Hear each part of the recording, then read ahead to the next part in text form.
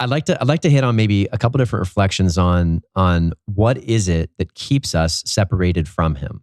You know, we see in Revelation that beautiful image that Jesus paints for us, that behold, I stand at the door and knock.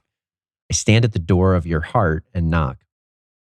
It's not as though God has ever stopped his pursuit of us, but if and when we find ourselves in moments where we are separated from him, it's because something is standing in the way. Mm-hmm.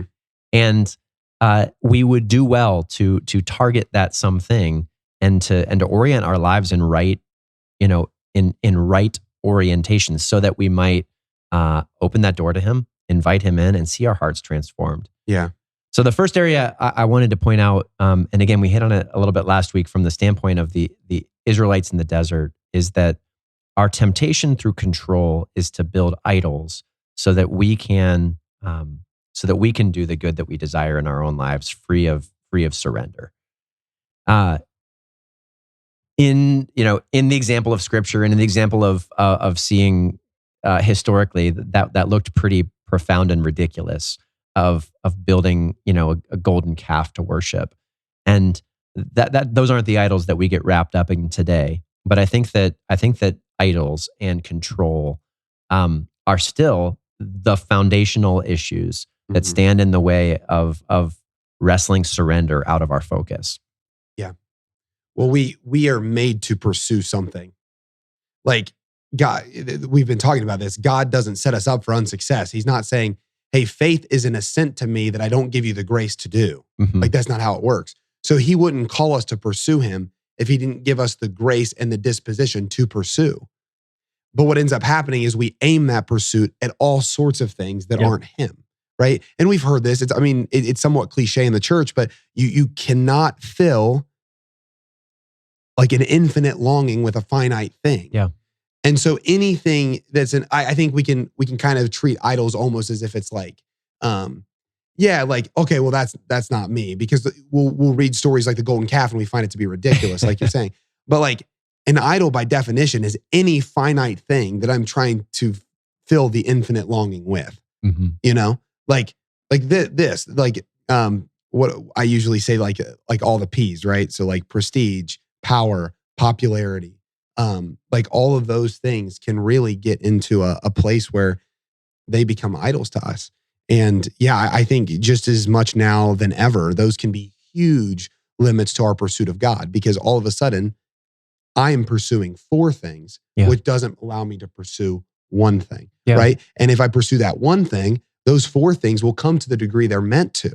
And that's the power of single-hearted pursuit. But to your point, Aaron, those idols, if you're trying to like look at four things at the same time, you're looking at nothing. But if you look at one thing, you're able to move.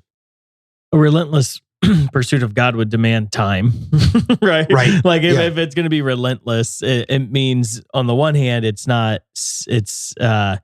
enduring. It's over a period of time, right? I'm not giving up. I'm not letting go. I'm not relenting. So relentless pursuit of God necessarily involves time. And then a relentless pursuit of God would necessarily involve energy, right? Like if something is relentless, it requires energy or passion or fervor. And so to have a relentless pursuit of God and to in view of idols, right? It means idols getting in the way are taking away my energy to pursue God, or they're not giving my time to God. And so Jesus is Lord, and that means he's Lord over everything. And so he's Lord over my mind, my calendar, my schedule, everything I do, right? And so the things that are consuming my mind that are not of God would be considered an idol. The things that are consuming my energy that are not of God would be considered an idol.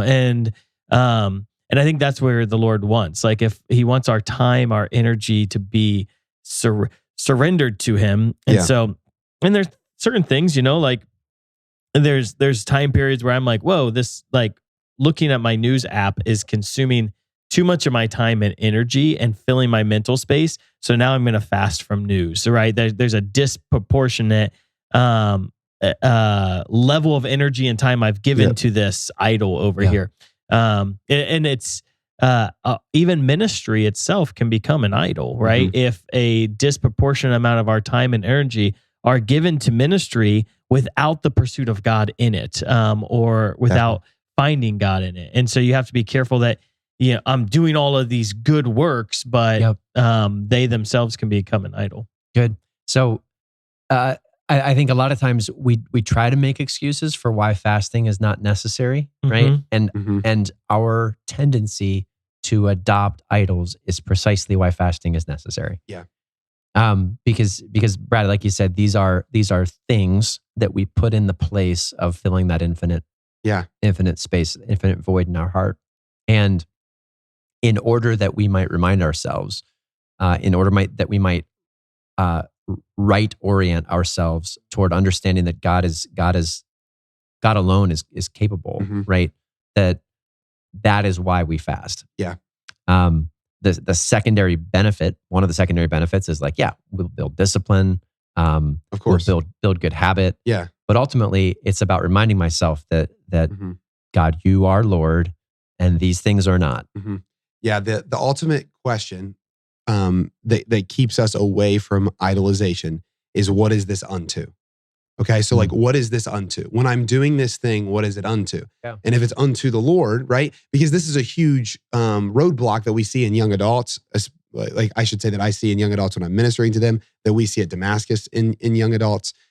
Same thing with high schoolers, middle schoolers. The fear is, if I get rid of the idols and he's my single-hearted pursuit, he's going to take all these things from me, right? He's going to take away these things that I genuinely enjoy, But he's not going to take them. He's going to transform them, right? Back to the understanding that Aquinas gives us, that all of our pursuits are oriented towards some perceived good. He's just going to bring us to what the actual good is. Yeah. And anything that's not to that actual good, he'll get rid of, but transform it into that which is towards it, right? Yeah. And then I can continuously ask, what's this unto, right? Is this unto my popularity or the Lord's? Yeah, I think with that definition, Brad, I think a lot of especially Catholic men, have made their families an idol, and maybe in Catholic women, that we run the risk of making our family an idol because we do things and we say it's unto our family as opposed to unto the Lord. So, why do I pursue my career? Well, it's for my family. Actually, baptismally, you have been transformed, that you no longer do anything for yourself or even your family. Everything is for the kingdom of God. And who then provides for that thing I'm entrusted with. Exactly. So then my career is oriented towards unto the Lord. And of course, the Lord, who is the provider of your family, will provide for your family. And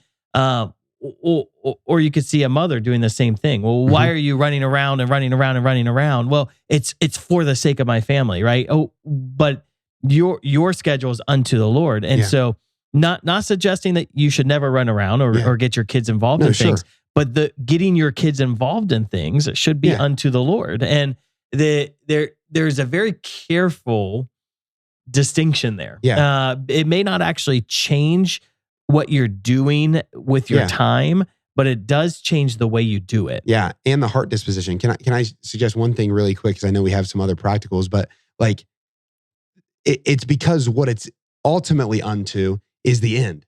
Because if you stop with family, the family's not the end. The Lord's the end. It can be for my family unto the Lord, right? Because here's the thing is, if someone says, I'm doing this for discipline, yes, it's unto discipline, but what's discipline unto? Well, something like man fully alive. And what's man fully alive unto? Something like the glory of God. So as long as we can bring it to where what it's ultimately unto in an honest assessment of my heart is this is for the Lord. It can help us understand what unto the Lord means. Because someone might be listening thinking, I don't even know what it would look like not to do something for my family that's for the Lord, because the Lord's called me to my family. Well, when you're doing something for your family, ask, is the end simply your family's comfort, or is the end unto the Lord's will for them? Is that helpful, or maybe you disagree? No, I think it is. I think that the distinction is, though, because I think you can fall into relativism. Yeah, excuses and relativism. Sure. Because so you can explain everything away. Yeah, exactly. Yeah. So of course the end's the Lord, but actually is the Lord infused into it. Yeah, so I would agree with that. The end isn't just unto the Lord, it's the Lord is infused in it. And so he penetrates it. So to make Jesus Lord of everything is not just that he is the first priority or where all priorities lead. He is infused deeply and integrated into everything. So your career isn't unto the Lord just because it's providing for your family, which is in service to the Lord. Your career is unto the Lord if the Lord is infused into your career. Good. Yeah, he's not a side piece. He's not an accessory. He is Lord of your career. Yep. And I completely agree, because we're trying to lay it out in a way where you understand, because I think so many people in our world today are like, I'm listening to all these podcasts and they're teaching me discipline and all these things. And it's really good.